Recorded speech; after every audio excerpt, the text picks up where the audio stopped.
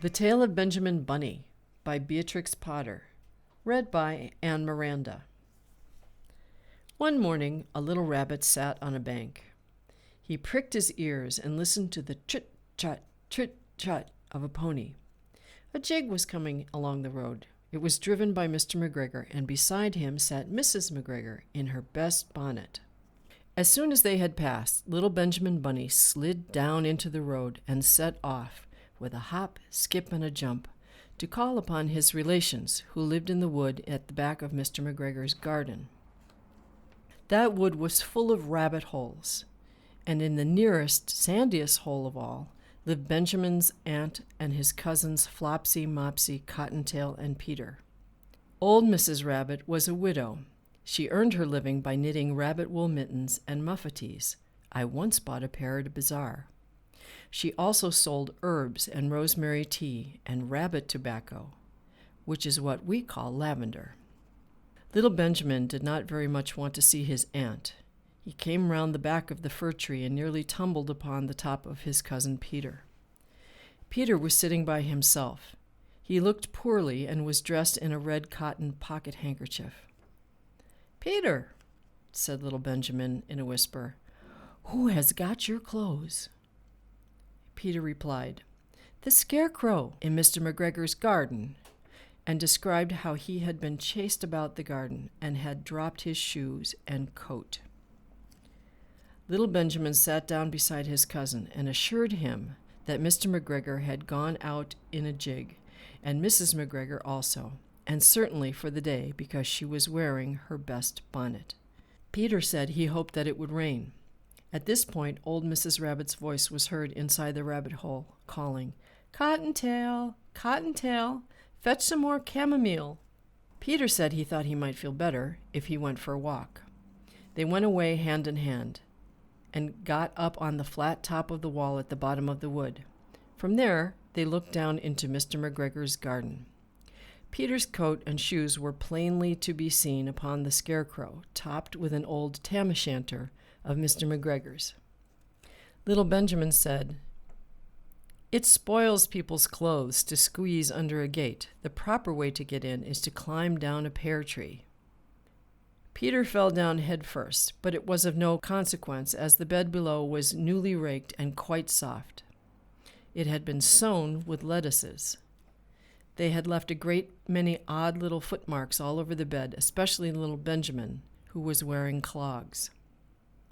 Little Benjamin said that the first thing to be done was to get back Peter's clothes, in order that they might be able to use the pocket handkerchief. They took them off the scarecrow.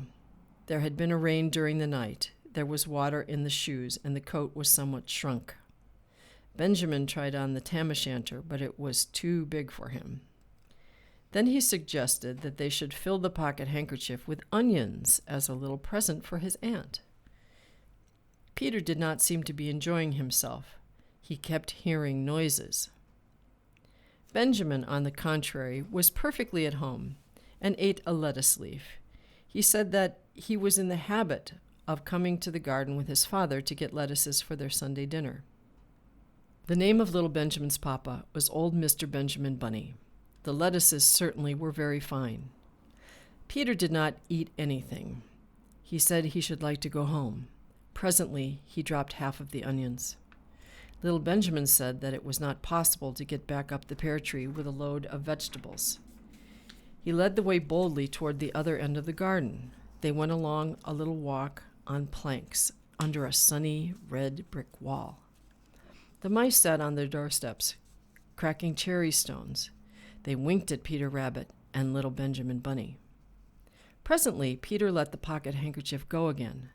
They got amongst the flower pots and frames and tubs. Peter heard noises worse than ever. His eyes were as big as lollipops. He was a step or two in front of his cousin when he suddenly stopped. This is what those little rabbits saw around that corner. Little Benjamin took one look, and then, in half a minute less than no time, he hid himself and Peter and the onions underneath a large basket. The cat got up and stretched herself and came and sniffed at the basket. Perhaps she liked the smell of onions. Anyway, she sat down upon the top of the basket. She sat there for 5 hours. I cannot draw you a picture of Peter and Benjamin underneath the basket because it was quite dark and because the smell of onions was fearful. It made Peter Rabbit and little Benjamin cry. The sun got round behind the wood, and it was quite late in the afternoon, but still the cat sat upon the basket. At length there was a pitter-patter, and some bits of mortar fell from the wall above. The cat looked up and saw old Mr. Benjamin Bunny prancing along the top of the wall of the upper terrace. He was smoking a pipe of rabbit tobacco and had a little switch in his hand. He was looking for his son. Old Mr. Bunny had no opinion whatever of cats. He took a tremendous jump off the top of the wall and onto the top of the cat and cuffed it off the basket and kicked it into the greenhouse, scratching off a handful of fur. The cat was too much surprised to scratch back. When old Mr. Bunny had driven the cat into the greenhouse, he locked the door. Then he came back to the basket and took out his son, Benjamin, by the ears and whipped him with the little switch. Then he took out his nephew, Peter. Then he took out the handkerchief of onions and marched out of the garden. When Mr. McGregor returned about a half hour later, he observed several things which perplexed him. It looked as though some person had been walking all over the garden in a pair of clogs, only the footmarks were too ridiculously little.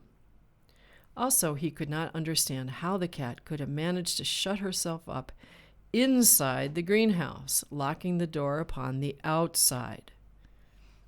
When Peter got home, his mother forgave him because she was so glad to see that he had found his shoes and coat.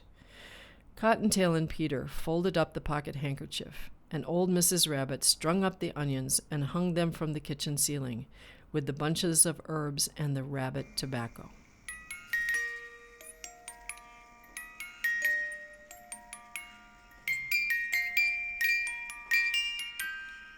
If you'd like to hear more stories from Beatrix Potter, please like, comment, and subscribe. Thank you and happy reading.